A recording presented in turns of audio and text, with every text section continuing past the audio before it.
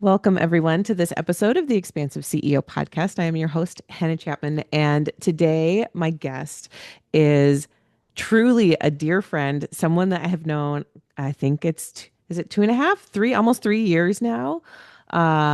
We've worked very closely together and we are adjacent. We are like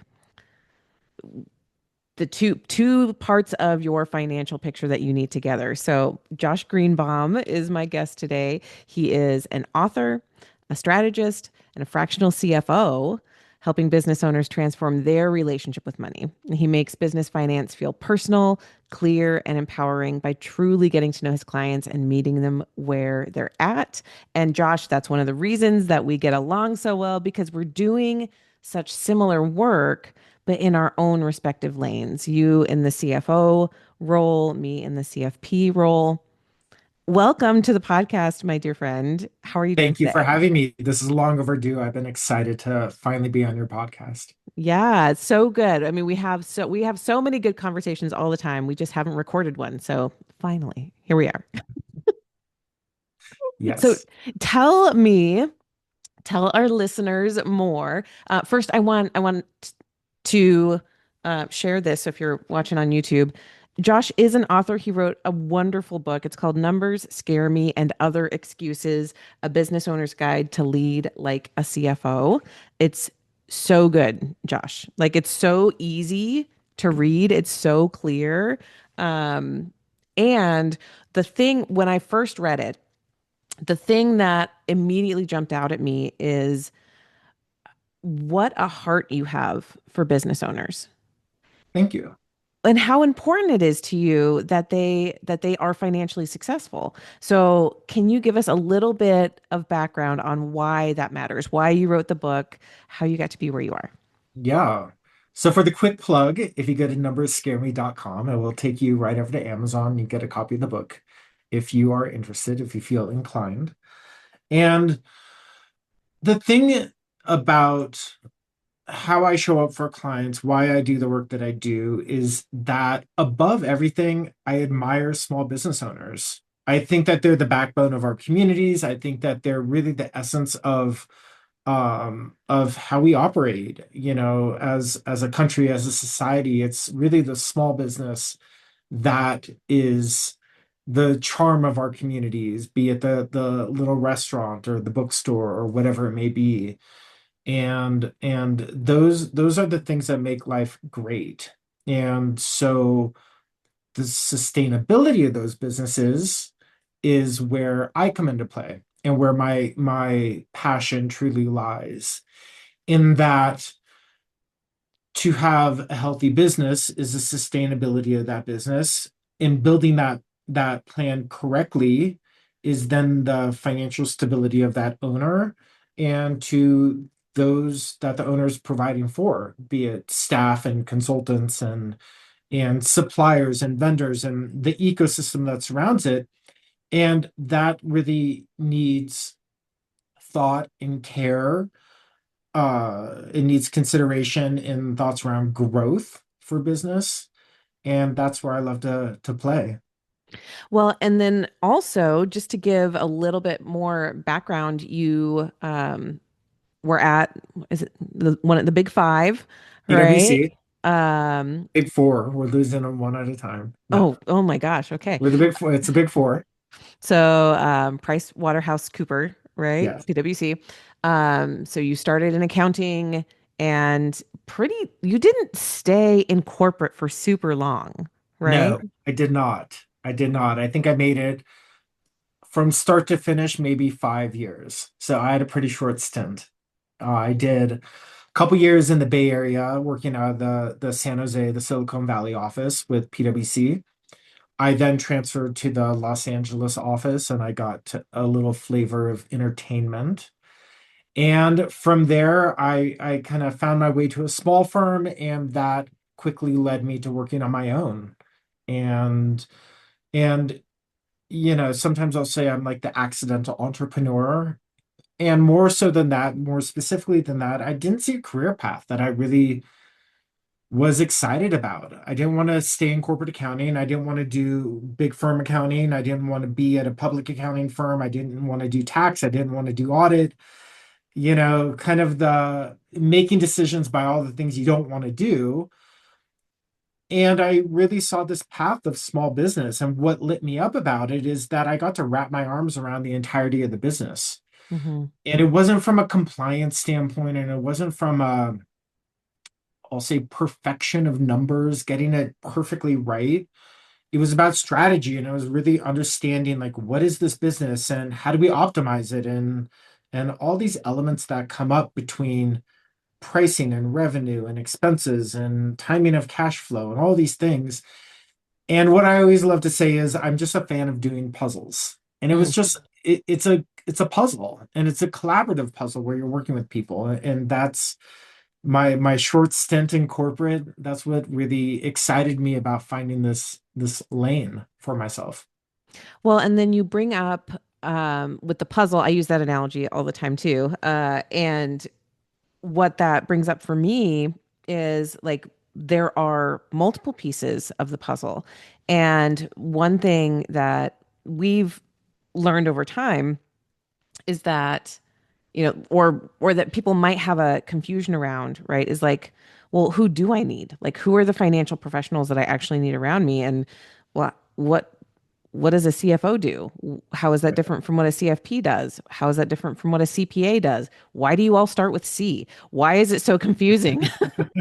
Right? So, Can somebody just help me, please? right. And someone has their CPA or their tax preparer and they're like, "Well, isn't that all that I need?" And we're like, No, no. Right. That's a very important person to help you in that aspect, but you have to ask the right questions to the right person in order to get, a full holistic view of what's going on in your business from a financial standpoint. So let's, Indeed. yeah, let's go there for a little bit. Like what are those different professionals? How do we work differently? All those things.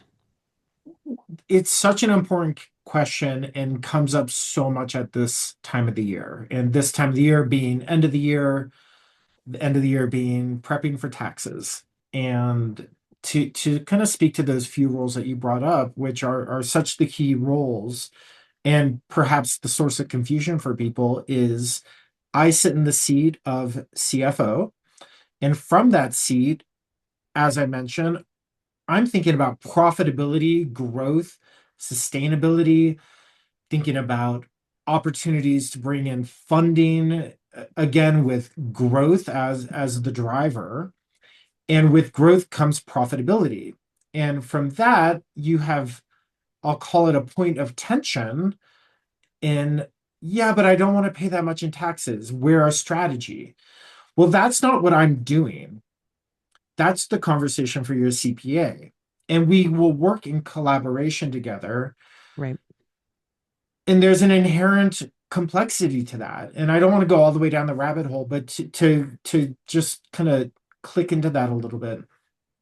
The complexity shows up around entity structure. Are you LLC, sole proprietor, partnership, S corp, C corp? There's different ramifications to each of those, and choice and strategy around that. And then, quite frankly, as a business owner, there may be effect of your spouse. What if your spouse has a business, or is your spouse an employee? Did you buy or sell a house? There's so much more that comes into tax strategy than just the business, and talking about deductions and possibilities around that. Then from the standpoint of that business owner or that family, there's kind of personal wealth and growth and goals, and that's where you come in.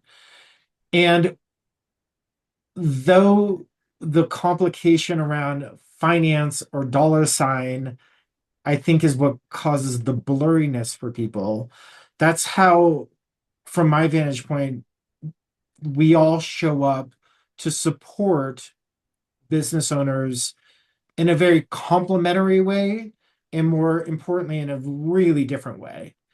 And I think, and I would love to hear your vantage point of this, but one thing that I always impress upon clients is that you're also going to always hear a different answer. And there is no right answer to any of this. And again, to give a specific example around that, there may be benefit in showing profit and paying tax because you've been working with Hannah on trying to buy a house. And to get approved for a house, Hmm. you need W-2 income and profit and profitable tax returns for years, which again is now in conflict with that conversation around a CPA in minimizing tax. So you have this holistic picture of yourself, and I have compassion for that business owner who may feel uneducated or may not feel totally up to speed.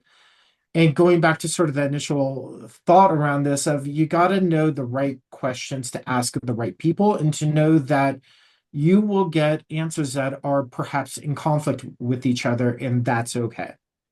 Oh, that's such a good point, and that was a really good example to use as well.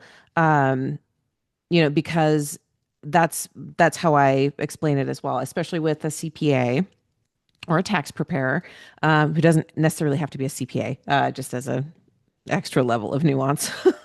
An Yes. accountant and a CPA is a certified public accountant. They have an extra layer of that they can perform audits. Um, but what their main goal is to reduce taxes today.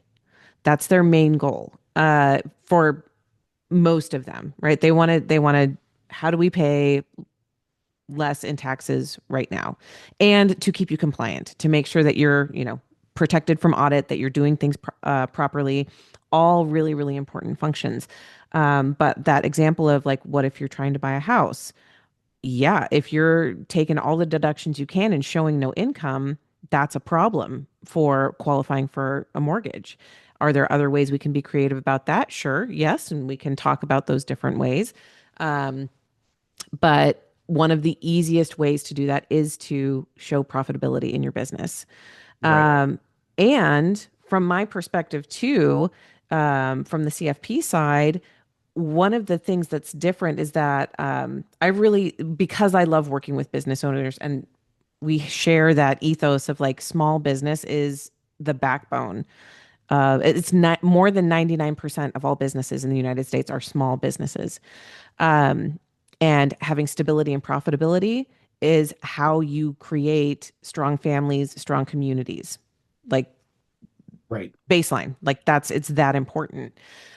So being the bridge for me, working with business owners, I see myself as the bridge between what's happening in your business. Josh is over here helping you be super profitable, but then how do you then translate that profitability into paying yourself and Mhm. into building your own stability and into, providing for your family in the ways that are important to you, experiencing life the way that is important to you.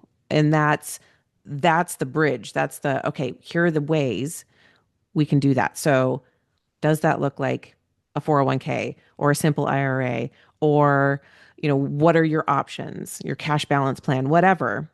And Right. and to your point as well, it's like then we need to talk to the CFO.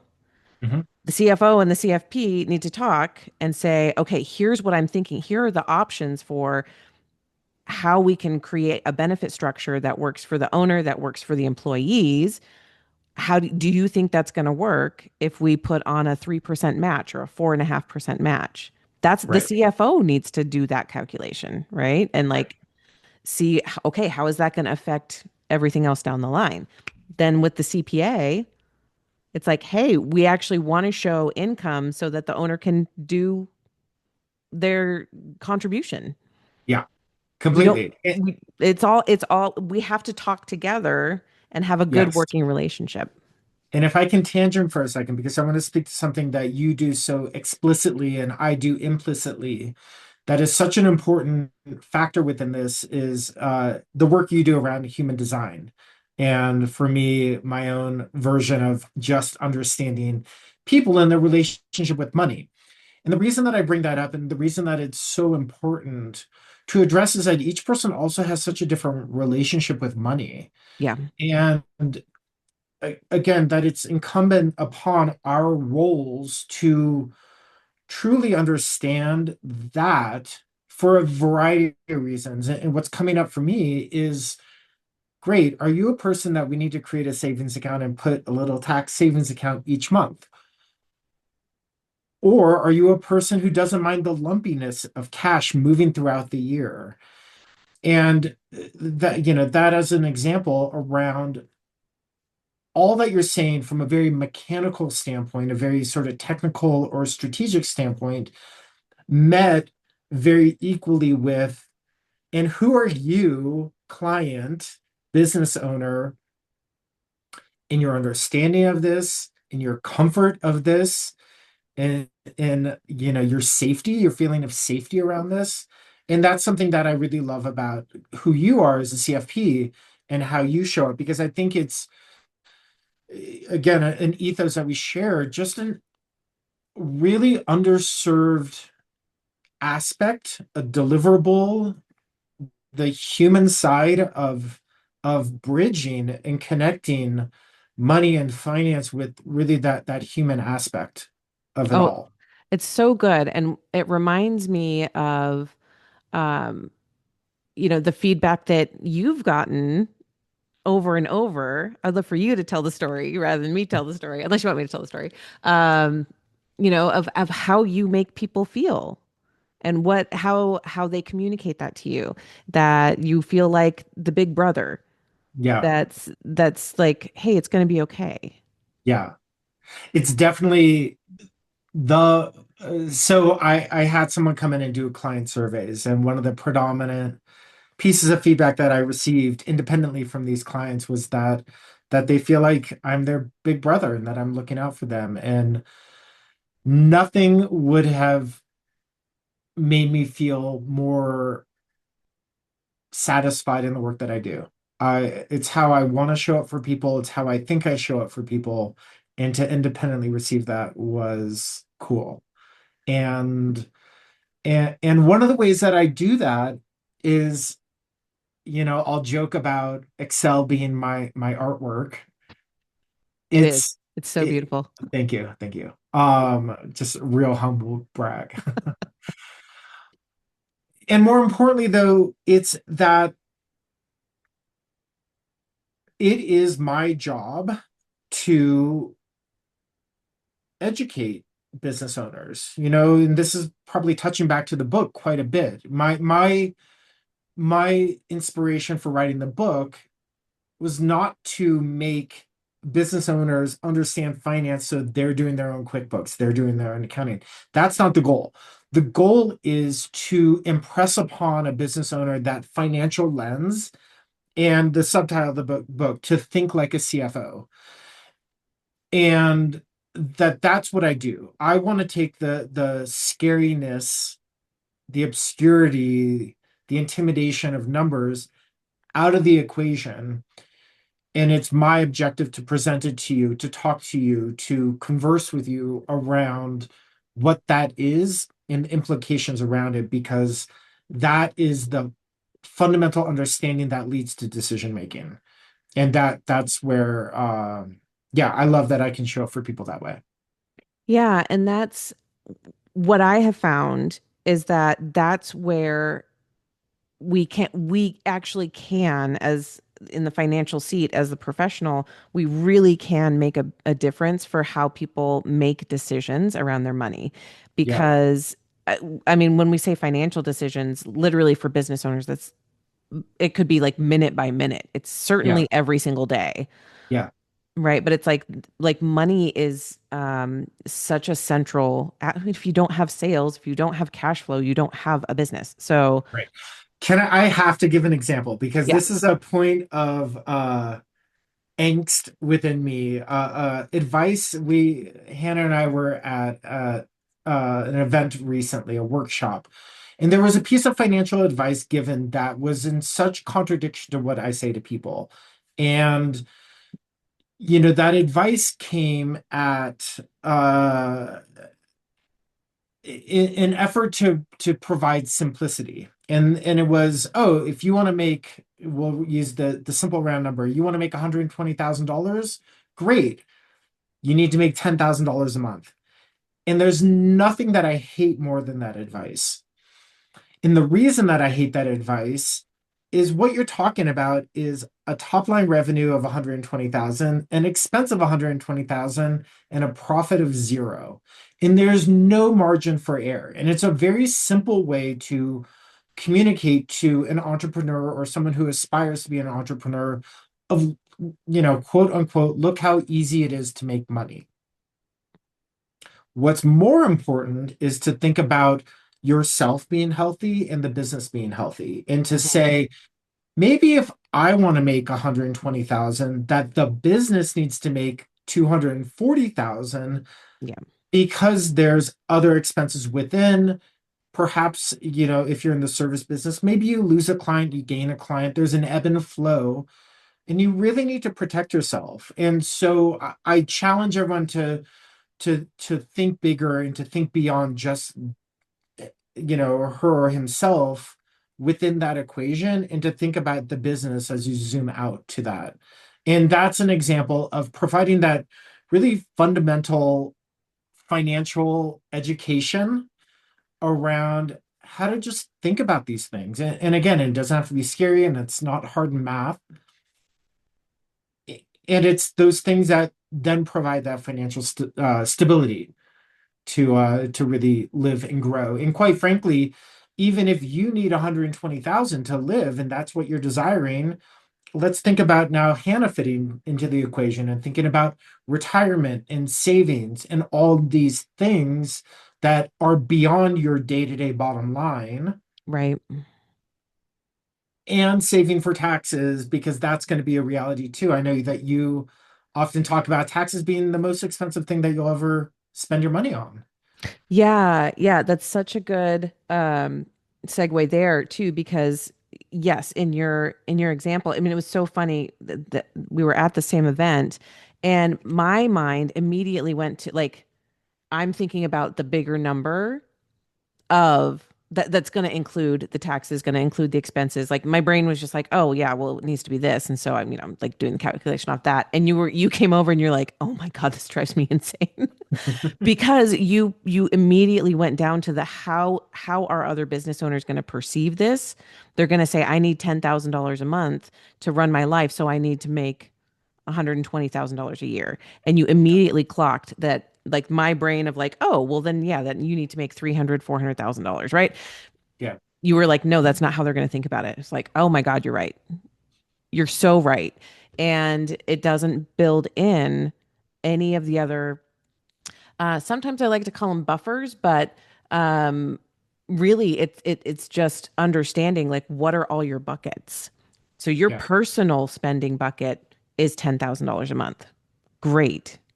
Your business, let's say, costs, say it's not a, you don't have like a ton of overhead. Let's say you have $5,000 of business expenses.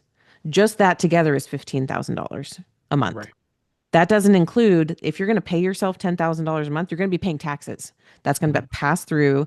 So we have to figure out what's the best percentage that you need to save because you're going to need to be able to pay taxes on that $10,000. So maybe that's another $2,500 a month. So now we're at 17,500. Right. And that's not including retirement savings. I want to plan for the future. Okay, well, then we probably need a good couple $1,000s a month there. Right. That's another $24,000. And you But add in your biggest client who normally pays you on the first, and your mortgage is due on the fifth, and that client can't pay you till the 10th. What do you do with that? And right. none of this is intended to be scare tactics. I think that this is stuff that causes anxiety for people and real fear. And what is more importantly to take away, in my opinion, is therefore there's this financial sort of literacy around it, and really understanding money and understanding these dynamics, because the choice to go into business, the choice to take full control, is that opportunity to earn, to change your financial position in life, and to really create that life that you want. And it comes with these fundamental understandings. Well, I want to come back to even just the title, right? That like numbers scare me, and other excuses. The even in that, you know, mini rant of like, yeah, it's like all of these things combined that again, yes, a client can then feel that, or a person listening might feel that and be like, oh my God, oh my God, oh my God, there's like all these different things I wasn't thinking about, and start to feel worried. And that's where we come in, Right. because and I get this, I'm curious if you get this feedback too, because I get it a lot, even after just like an exploration call, certainly after like the financial planning process when we go through it. Um, People, but even in that very first like 1 hour with me, they'll come back and I'll say like, okay, well, how do you feel now? They'll come in feeling anxious about the call. And then they'll leave the call saying, I feel like it's going to be okay. I don't know why, I don't know how, but I feel like it's going to be okay. And what I've learned about that, what I've learned about my energy, and certainly your energy as well, because you bring this same energy to the table, that I'm not scared of your financial situation. I don't find any of this scary. Yep. So you can tap into, like, you can borrow my confidence when we're together. And the more that you can tap into my confidence, the more you can tap into my, oh, we got this. Right. You get to And some of practice that it. scariness on one element can be that core financial understanding of, numbers scare me. So there's that. And to play with the title of my book and the other excuses, but the scariness, I think for some people are the shame around debt that's accumulated, credit cards that's accumulated, all this stuff. And I love how you said that, of sort of lending our calmness, lending our no, I'm good. Like we can work through this because it's just part of this puzzle. And because the most common way to get into and navigate small business is from a bootstrap perspective, and bootstrap meaning credit cards, meaning a loan, meaning perhaps using some of your savings, like that's all real.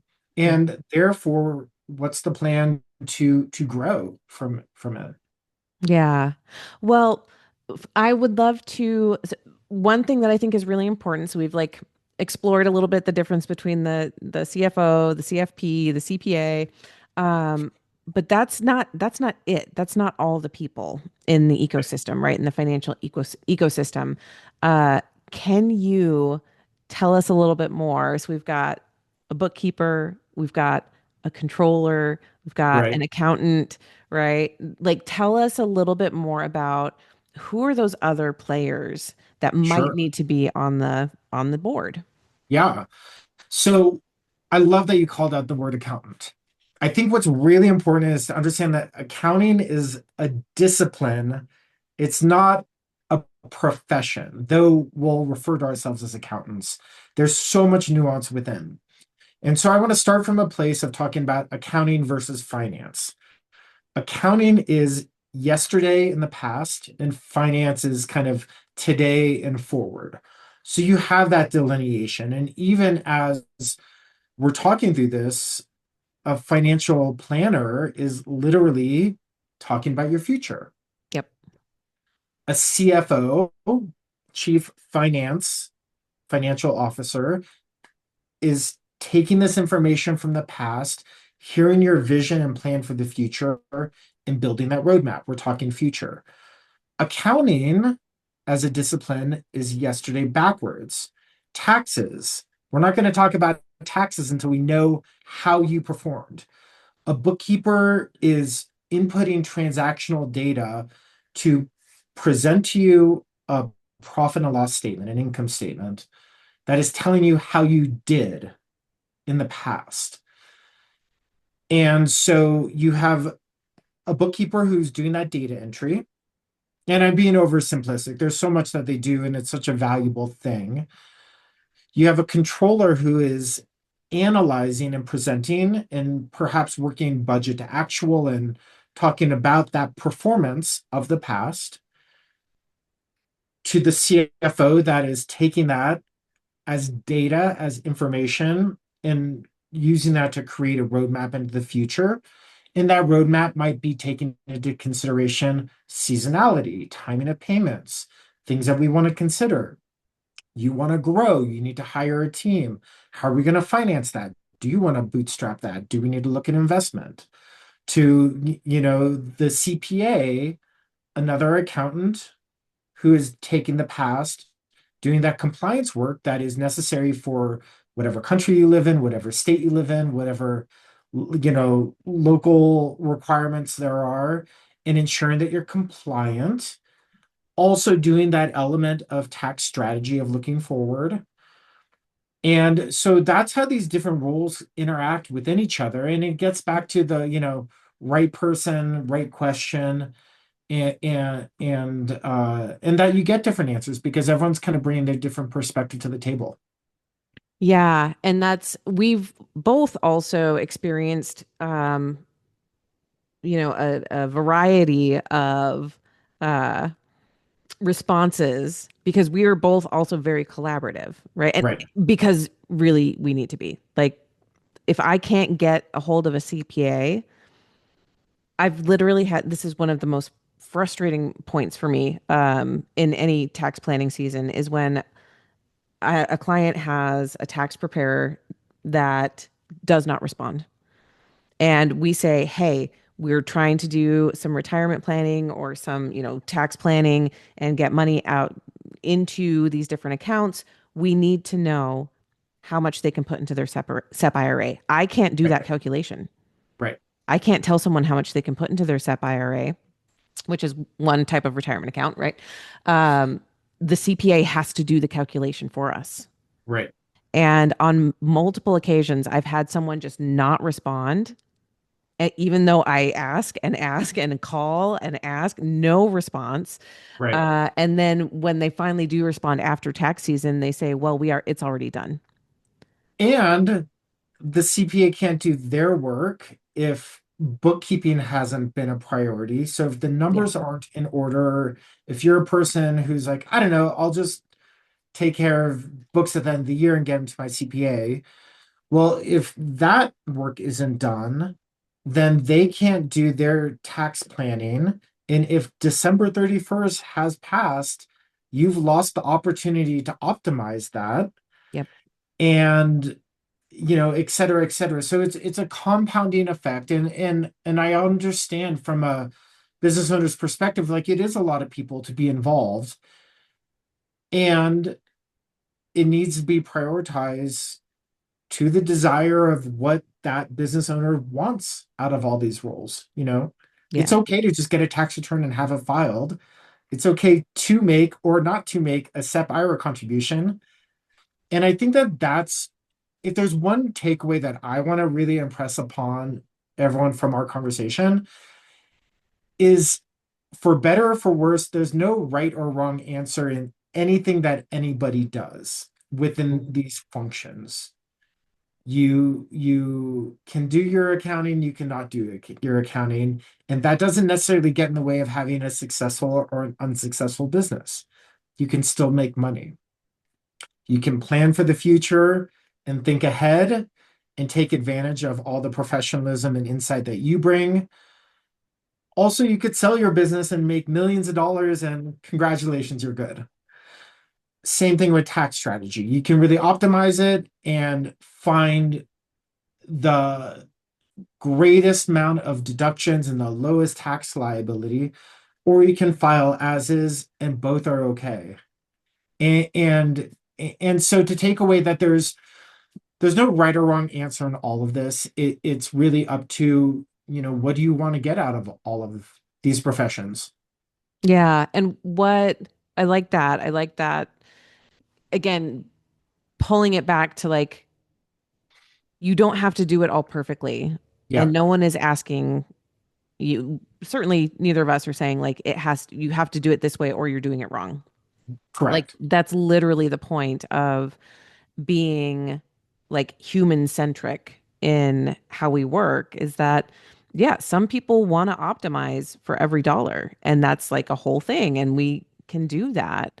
And some people want, okay, what's the simplest? If you're going to make it more complex for me, that's too much. what's the simplest path that's going to get me to my goals in an easy way, then that's what, that's the right move. I would say Yeah, the only thing, like if there's a wrong answer is to and technically you can do this too. You can bury your head in the sand if you want. Like that's an option. You can do that. That would be the one I would recommend the least, yes, because that tends to then lead to issues later down the road that you're like, ugh, this is so much worse to clean up than it would have been to look at in the first place. That would be agreed. the only thing that I would. Agreed. The wrong answer is to not ask questions, and the extra wrong answer is to not inform those professionals around you, your financial planners, your CFOs, your CPAs, about everything that you know in your head. Because what if you, business owner, know that, I know I did, we'll make it up, $100,000 in revenue this year, and I don't know, like Hannah, I hear you, and I know I need to make a SEP IRA payment, but it just is going to drive my checking account too low. And I just don't want to do it because I know that next year I'm signing a really big contract and my 100,000 is going to go to 400,000. And I feel like I can do a lot more with that. And to ask the questions, to inform, to really see and be able to navigate that, it's like, oh, got it. And that's where there's no wrong answers. There's this complexity to the puzzle. Yeah, a richness to it, Yeah. literally, right? Like it's it's Yeah. it's nuanced. And you get what I like to say is that when we do the strategic planning, when we can look at the whole puzzle, um, you have options. It Yeah. literally illuminates opportunity when we're not scared to look, Right. right? And when we I told this to a newer client just the other day. Like that's what it was. We were delivering her plan. We got to the point, like finished the financial plan, and we're doing it together. And so right at the beginning of the meeting, I'm always checking in. How are you feeling right now? Yeah. She's like, I'm actually really anxious. I'm nervous. I'm like, I'm worried. Like, is it not going to be okay? And I told her, hey, you know what we're going to do today is I'm looking at everything as a big picture. And I'm Yeah. going to invite you to come up here with me and see the big picture together. Because right now you're in it. And if you're a business owner, you're in it. You don't see, if you're a fish, you don't know you're in water, right? Like it's all around you. You're just Yeah. submerged in it. I'm I'm the albatross. I'm not going to eat you. It's not going to, but I'm seeing the ocean from the top. Yeah. And so the the invitation is come up here and see with me, see my perspective, so that when you're back in it, you have that, you're like, oh, I remember. Hannah and I looked at this together, or Right. Josh and I looked at this together. Right. I can come back up to that perspective and then go back into it, into what I have to do. Mhm. And that was so well received, because that's what it is, right? It's like you again borrow my confidence, borrow my perspective, and then go back to, dive back in, Right. and you have me here on your shoulder. Exactly. Exactly. And what I also hear within that is the potential of shame that comes up. And I'll speak Hmm. to my story a little bit that I wrote about in my book and I've talked about before is in a moment that I saw a pathway to growth, which started with the writing of my book, is I took out a big SBA loan. And I made the conscious decision in that year to have losses. I reduced my number of clients. I wanted to spend time writing a book. I supplemented those expenses and the lack of revenue with a loan, with an SBA loan, which just kind of connecting the dots in all of our conversation here, which led to a loss where shame can come up. That loss led me to a tax refund. So that was money back. That foundation of marketing and investing in my business and taking that loan led to an even greater increase in revenue in future years. So just echoing back to your like, getting out of the weeds and getting out of those scary moments and getting out of that day to day is so important. And that's what we can provide. Hmm. Absolutely. Absolutely. I love that. And I love that that benefit of hindsight that we have. And it's not for both of us, like there's like benefit in hindsight to our literal own stories, Right. right, that you just shared. But then we also have the benefit of financial hindsight on so many other businesses. Right. And so it's not just like the experience of what have I lived through, but also what have my clients lived through and what, like that informs everything else, right? When a new client comes in, it's, yeah, again, I'm not scared because you're like a combination of like these other several clients all put in one. And this is how we worked through that part. This is how we worked through that part. Right. And to touch briefly on another current rant of mine, but it's so apropos to what you're talking about is this introduction of AI and that, oh, AI can do my bookkeeping, AI can perhaps be my CFO. And I believe that there are so many benefits that it does bring. And it's also not the end all be all. What Right. you and I are talking about here is such a holistic thing, and it's helping collaboratively with that business owner to navigate their vision, these moments. And that I don't believe, at least yet, can be solved by an AI prompt or an algorithm that's built to analyze how you've done. Hmm. And that becomes this differentiation where, sure, maybe there are some technological solves that can bring efficiency either in time or in cost. And on the other side of that, there's still this impetus for financial literacy, which is the responsibility of the person, of the business owner, and that it is this strategy, this human collaborativeness that we all support each other and guide each other through this. That it's not if this or that kind of a thing, us or AI tools. Yeah. Yes. And I really need to have a conversation with my husband on the podcast about this because he works in AI and in agentic AI. Yeah, And one of the things that he stresses all the time is that AI is not general AI. It's not general artificial intelligence. It's not. It's a yeah, all everything that Chat GPT, Gemini, Grok, all of it are large language models, is what they're called, is or what they are, and they're only able to give you an iteration of whatever they think the next step is based on what they already have and know. yeah, They're not predicting the future. All they can do is take what they've seen before and extrapolate from that what might be the next right step. right. And so one of the most important aspects of that you touched on and then that Adam talks about all the time is that if you do not have perfect, like to a T data underneath, the AI will iterate and iterate and iterate and it will just destroy itself Yeah, because it has to have perfect data underneath in order to give good output when it comes to anything highly technical, especially finances. yeah, And so we really can't rely on it for bookkeeping.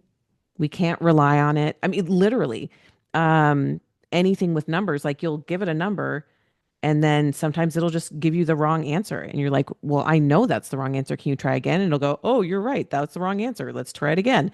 Like, what the hell? Right? yeah. And that real delineation is, yes, great tool. Also, not set it and forget it. A hundred percent. It's not the end all be all. And I think that that's what's important as these tools continue to be introduced, again, with a constant desire for cost savings and efficiency. They're great. They're just not the end all be all. Well, They're and part of your team.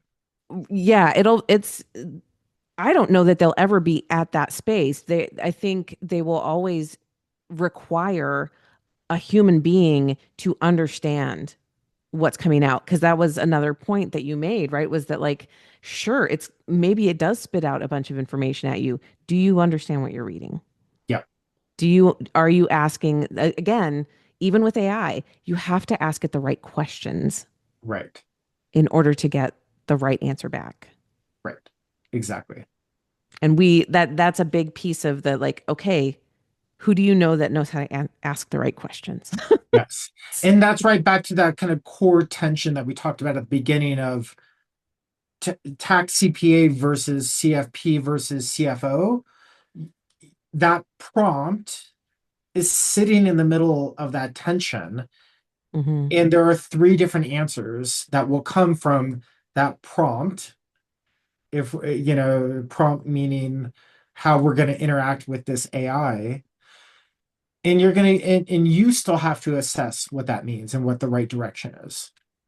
Yeah, exactly. And I want to say, just for anyone listening, that if you're feeling like, oh God, you mean like these people are always going to be arguing with each other and I have to make a good team doesn't.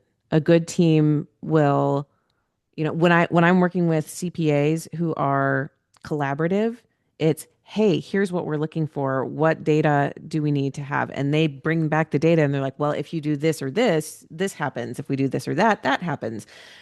Then the client gets to choose, right? We're not saying this is the only right way, this is the only right way. It's here's the question, again, asking the right question. Here are different answers. Now, Right. as the client, you get to then say, okay, which one gets me to my goal in the way that feels the best? Is Yep. there one like we also as professionals get to say, from a recommendation standpoint, like this one has these pros and cons, this one has these pros and cons. I might lean towards that way, but if this is more important to you, then your prerogative. And I have people make those decisions all the time. Mhm. So as long as we communicate, Yes. have a team that can communicate respectfully with each other, everything can be so much easier. Yeah. And if I can offer an action item to anyone listening, this may be unpopular to some, but my action item is that blanketly said, you business owner, a CFO, a CPA, a CFP, similarly to, a marketing person, a lawyer, all these people. They're all a call, an email, a text away. And so my action item to you is just start asking questions. Yeah. Don't feel limited by formally engaging. I can't afford you, blah, blah, blah. Just start asking questions because I know for me, and I think Hannah shows up in a very similar way of offering a response, offering that ounce of direction and hearing someone. And perhaps it could be a 2-minute conversation that just solves an unknown for you, and use that network around you. Be it that you're starting a business, thinking about starting a business, growing a business, don't know what a different IRA is, just ask the question and put it upon us to decide how we're going to respond back to you. But don't let it be a limiter for you. Oh, such a good reminder. And the question I want to ask you, Yeah. Josh, is if people are listening to this and going, "Oh my gosh, yeah, that's what I need," or just wanting to know you better, follow you, how can people engage with you? Where can they find you? Yeah, what do you have coming up?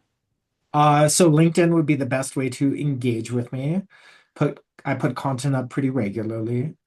CFOminded.com is my website. And on top of that, what I really bring to clients and those who engage with me is we really start with fundamentals. And I believe looking at that core of data, it's a cliche comment, but that good data in equals good information out. And Always. that's really where we have to start. And yeah, you can find me in any of those places. And I'm always happy to hop on the phone and talk to people just for the conversation of answering, when is the right time to bring on a CFO, or whatever you want to understand about what I do or how we can work together, or even just answering a question you have. I'm here for it. Mm. Josh, I'm so, so happy that I finally got to have this conversation with you on the podcast. Thank you so much for sharing this time with me. I really, really appreciate it. Thank you. I appreciate it. And I appreciate working with you. I'm a client of Oh, yours, and I've enjoyed that as well. So thank you for how you show up for me.